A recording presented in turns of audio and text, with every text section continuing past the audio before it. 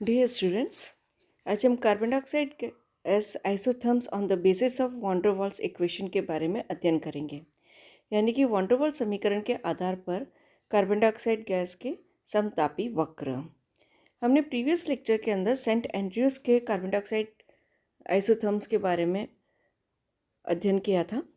वहाँ पर हमने देखा था कि जैसे जैसे हम दाब को कम करते जाते हैं वैसे वैसे गैस का आयतन कम होता जाता है और एक पर्टिकुलर पॉइंट के ऊपर आकर गैस का द्रवीकरण प्रारंभ हो जाता है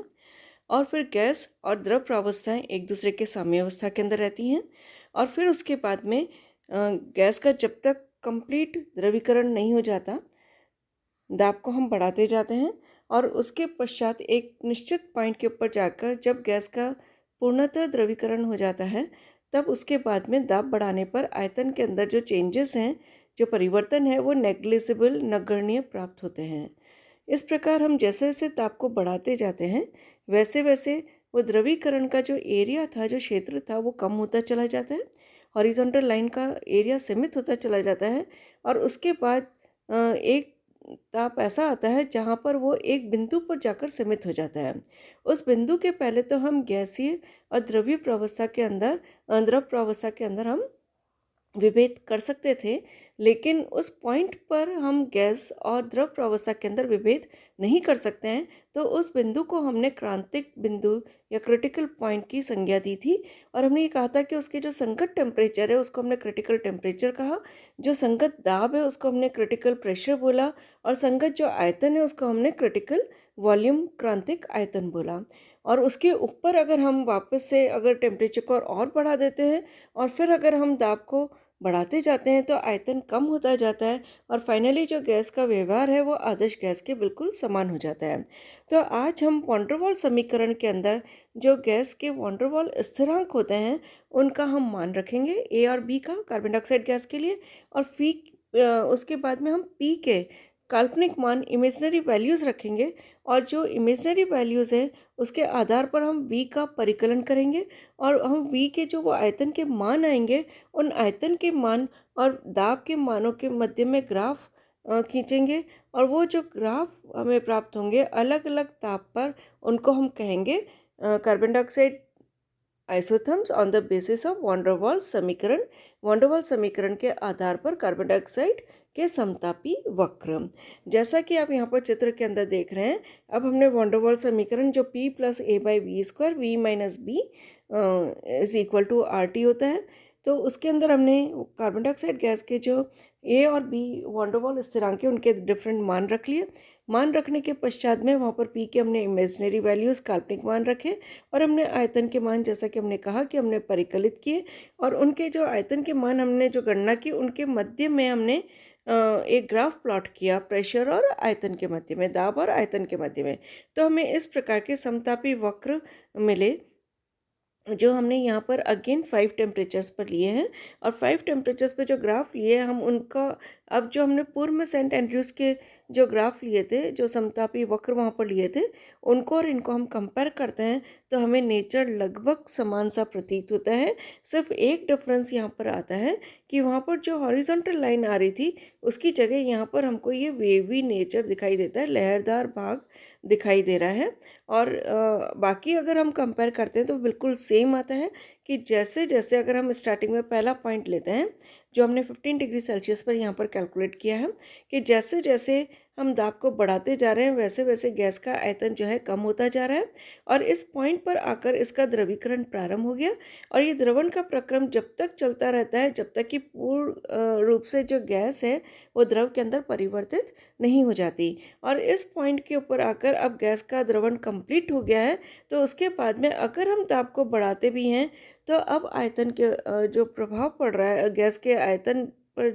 अगर हम देखें तो उसमें जो चेंजेस है वो ऑलमोस्ट नेग्लिजिबल होते हैं क्योंकि द्रव के ऊपर दाब बढ़ाने पर आयतन के अंदर जो परिवर्तन है वो लगभग नगण्य होता है। तो वही स्थिति हमें यहाँ पर दिखाई दे रही है कि अब अगर हम इसको कंप्रेस करने की, दाब बढ़ाने की कोशिश भी कर रहे हैं द्रवीय प्रावस्था पर, तो द्रव प्रावस्था के ऊपर इसका जो प्रभाव है आयतन में जो चेंजेस है वो ऑलमोस्ट नेग्लिजिबल हो रहा है। उसके बाद में हमने टेम्परेचर को बढ़ा दिया और टेम्परेचर को बढ़ाया तो वही सेम अगेन जैसे जैसे हमने दाब को बढ़ाया वैसे वैसे आयतन के अंदर कमी आती गई और आयतन के अंदर कमी आती गई, और ये जो पॉइंट ई है यहाँ पर इसका द्रवीकरण प्रारंभ हो गया और गैस जो है अब ये द्रव के अंदर परिवर्तित होती जा रही है till point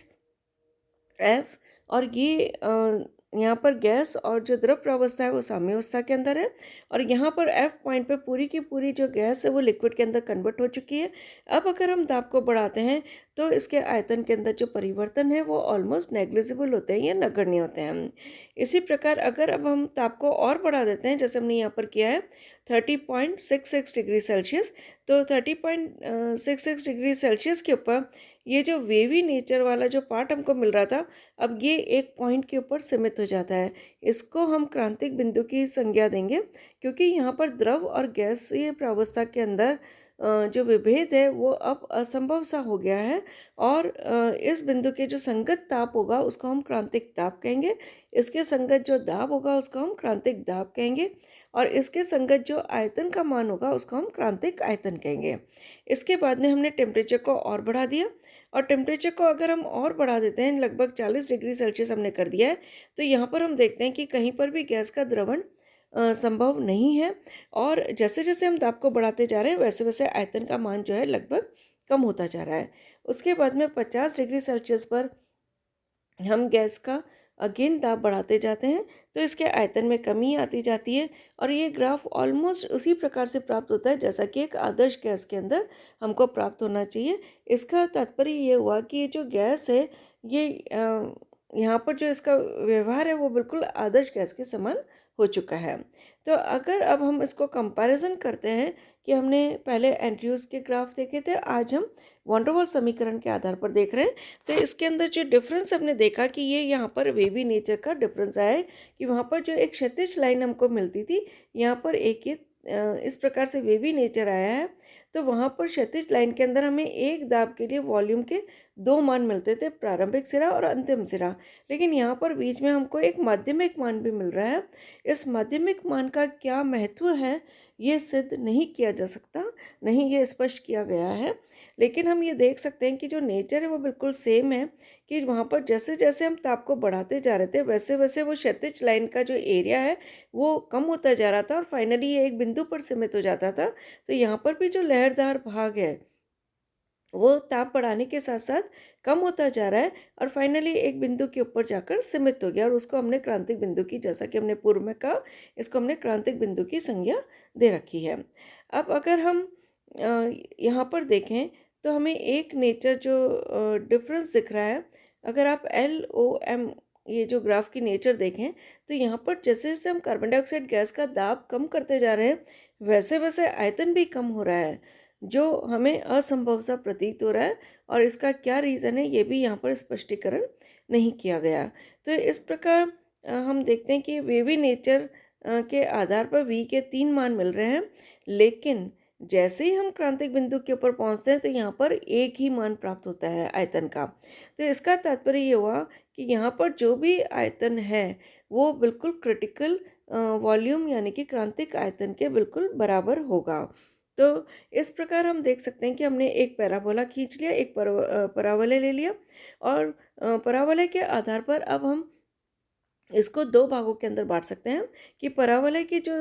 right hand side के अंदर है यहाँ पर सिर्फ गैस प्रावस्था पाई जाती है, परावलय के जो लेफ्ट हैंड साइड है यहाँ पर केवल द्रव प्रावस्था पाई जाती है, और परावलय का जो अंदर वाला एरिया है यहाँ पर गैस और द्रव प्रावस्था दोनों ही पाई जाती हैं। इसका तात्पर्य ये हुआ कि पैराबोला वाले एरिया के अंदर गैस का द्रवीकरण संभव है। तो ये किसी भी हम गैस के लिए ले, अभी हमने कार्बन डाइऑक्साइड गैस के लिए स्टडी किया है, इसको हम किसी भी दूसरी गैस के लिए भी ले सकते हैं, और जब दूसरी गैस के अंदर भी लेंगे तो वहाँ पर भी हमको ऐसा ही पैराबोला मिलेगा। और अगर उस गैस का हमें द्रवण करना है, अगर उसको हमको लिक्विफाई करना है, तो लिक्विफाई करने के लिए हमें इसी एरिया को कंसिडर करना पड़ेगा, क्योंकि यहाँ पर गैस और द्रव दोनों ही प्रावस्थाएं पाई जाती हैं, और दाब को बढ़ाकर हम गैस का द्रवण यहाँ पर कर सकते हैं। तो किसी भी गैस का अगर द्रवीकरण करना है तो हमें जो राइट हैंड साइड वाला एरिया है इसको अवॉइड करना होगा, जो लेफ्ट हैंड साइड वाला एरिया है इसको अवॉइड करना होगा। हमें कौन सा कंसीडर करना होगा? जो पैराबोला के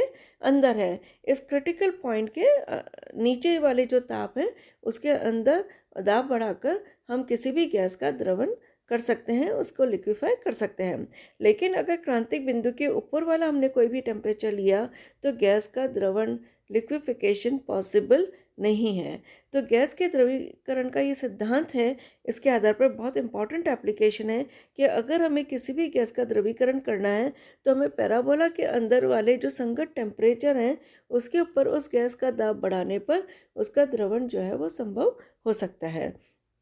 अब चूंकि हम ये देख रहे हैं यहाँ पर कि ये क्रांतिक बिंदु पर जो आयतन है वो केवल एक मान के ऊपर सीमित रह गया है, तो इस प्रकार हम वॉन्डरवॉल समीकरण के आधार पर ये एजम्पशन लेकर कि V is equal to V C, अगर हम क्रांतिक आयतन को वी सी के द्वारा रिप्रेजेंट करें तो V is equal to V C के बराबर हो गया। तो इसके आधार पर हम